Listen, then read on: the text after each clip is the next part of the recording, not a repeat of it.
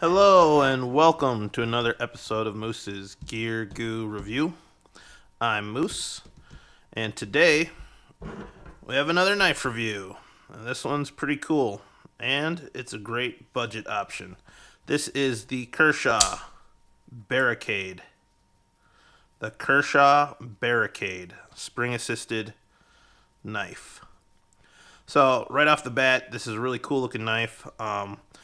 I was interested in it just because of the added features or tools that are put onto this knife, more or less making it a multi-tool or a multi-purpose knife, specifically for emergency responders or emergency rescue.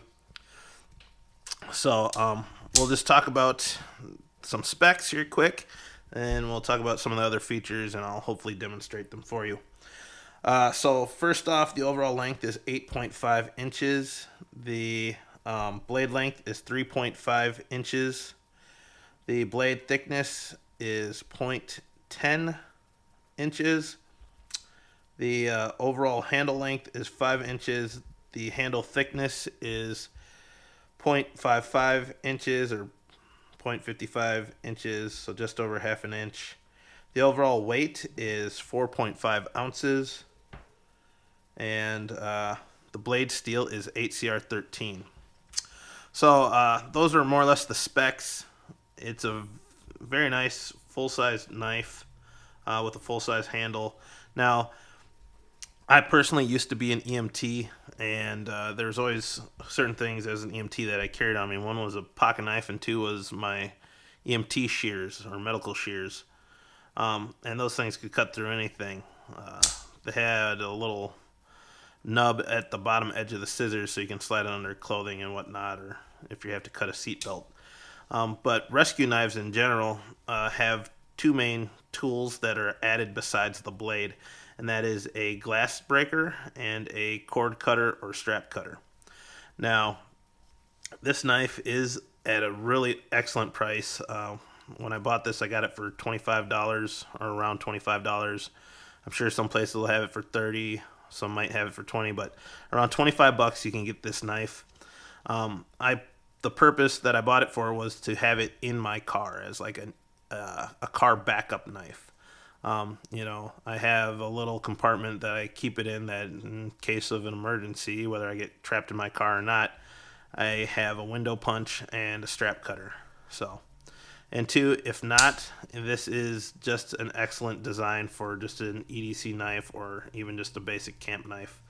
With the blaze orange, or it's good for hunting. As far as if you drop it, you'll be able to find it. If you're out in the woods, you'll drop it. And for emergency personnel, first responders, rescue.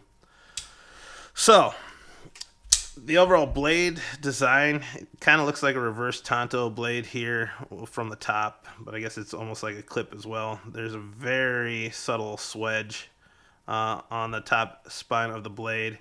Other than that, it is kind of a saber grind here with that first bevel. It is a hollow grind, and then it has the sharpened secondary bevel. It is black oxide coated, just to reduce any reflection. And, I don't know, orange and black is just classic coloring, so it looks really well. We have the Kershaw Speed Safe logo there. On the back, we have the patent pending 8CR13 MOV, and it is made in China. There's no jimping on top of the spine. It is a fairly thin blade for the size of the knife, but it's still rock solid. It has dual thumb studs, making it ambidextrous open with the thumb studs, though I prefer the flipper. It does have the flipper mechanism. There's no jimping or traction on the actual flipper. The flipper becomes a finger guard. But two, they left this large part open here for a choil. And if you watch my videos, you know I'm a huge fan of forward finger choils there. That will allow you to sharpen the full length of the blade as well as to choke up if you want to do any finer carving. Going into the handle, we have these orange GFN glass-filled nylon handles, which have a really nice kind of box texturing on them, as well as some unique contouring, just to add additional grip and an aesthetic look to it.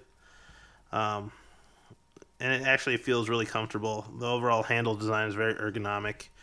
We have that front choil there for your finger with the flipper guard, and then that other recessed part there for the rest of the fingers. There is no jimping on top, like I said, but there is a little bit of a curve and a ramp there for your thumb to rest in.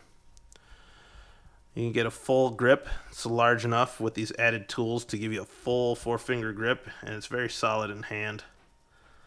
There is some kind of jimping on the liner lock. It is a liner lock, though I will say that the actual liner lock mechanism is fairly thin, but the blade is thin as well. But it still locks up securely.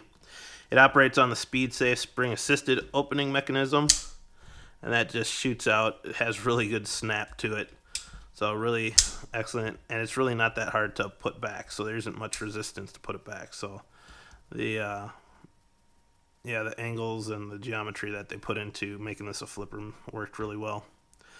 There are some other spots with jimping. We have some jimping right here on the back, as well as on this other side, depending on how you're going to grip this. I don't really know why they have it on this side, because you're hopefully not going to be gripping it anyway, but this is actually functional jimping on the back there. So the other two tools that make it, now, there's some like M-Tech or some other cheaper brands. I don't know if M-Tech is cheap or not, but you can comment below if I got that wrong. But there are some other cheaper brands, and usually they use these tools as gimmicks to make people want to buy the knife, and they'll function to a certain extent. The thing that with this I'm really impressed is that Kershaw makes solid budget knives, but that is a solid tip there that is meant for good penetration of any material. I mean, it's just really nice, really rock solid. Take a couple of those. I almost punched a hole through that, so if you can see that hole there, just slammed it. So this would easily break any glass or any sort of brittle material, so that's really nice. Even in a self-defense kind of capacity, you could potentially really harm someone if there was a strike to the head, but any other soft tissue, they'll feel it. The other thing is that the strap cutter isn't just the actual knife edge sticking through the slot. They actually put in 2 razors that are crisscrossed to create a wedge. Now, I'll tell you right now, all I did was strap this, and this thing is just razor sharp. Because it's a thinner blade and it has that swedge on the back, this is an excellent slicer. But then going into the other tools, we have the cord cutter or strap cutter. So I just got some paracord here to demonstrate. And those 2 razors just work awesome. So super good. I even got an old strap to kind of simulate maybe a seat belt. So we'll give this a test here. I'm not that good at it.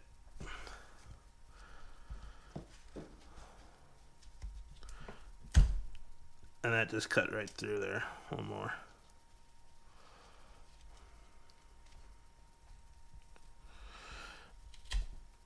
Just cuts it. So that strap cutter is really nice. It's just one of the best features, especially for paracord or anything soft. I'm sure there is a way to maybe change those blades, or you could send it back to Kershaw, but the knife blade itself is extremely sharp. So you have plenty of options for cutting materials. That being said, let's check out a comparison to some other knives. We got the PM2. We have the Benchmade Proxy, which is huge. Spyderco Polestar, and the Griptilian. So looking at the knife, compared to where we line up at the top of the handle, this actually looks like 3.5 to 3 1/4, somewhere closer to 3.5 though. Obviously the Proxy is longer. Handle length is similar to the PM2 and the Proxy, maybe just a hair shorter. It's longer than the Spyderco Polestar, and it looks just a hair longer in blade length than the grip, but that's just from this angle. Checking at blade thickness, now like I said, it is a thinner blade, so the PM2 is thicker. The Proxy is much thicker. The Polestar is thicker, and the grip is thicker. Okay, so it's pretty nice. I don't mind the thinner blade on this one just because it is such a nice slicer, and the overall look and feel just feels fantastic. Now I have the ugly brown glove test to see how it feels with the bulky, clumsy glove. The texturing is really good in bare skin. It doesn't seem as good with the cloth glove, but it's still effective enough. Plus the contouring adds those grip lines. I wish there was a little bit of jimping up here like it has down here, because that would actually add in the grip here. The finger choil feels good, and the overall ergonomics does secure it in hand, so if you are wearing a cloth glove.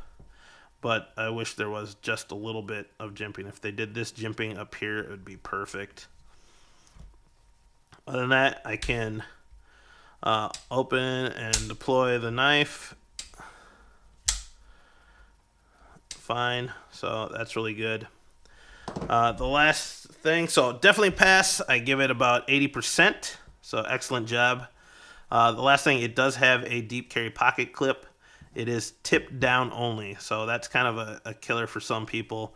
I don't like carrying it in the front pocket because I don't like having the flipper open into the space of the pocket. I always like to put the blade against the edge of my pocket. So with that being said, this is definitely a back pocket carry. So usually I have the pocket, instead of setting it in, I put it into the crease of my back pocket and carry it like that. And then when I need it, I just pull out. It's actually not that difficult. And sometimes with certain knives, I prefer a back pocket carry. So this is one of them. I prefer back pocket carry. So there you have it, guys. This is the Kershaw Barricade. Excellent knife for the price. Definitely an excellent knife to have as an emergency knife in any sort of emergency kits. Specifically a car emergency knife. Just for the fact that you have a window breaker and a strap cutter.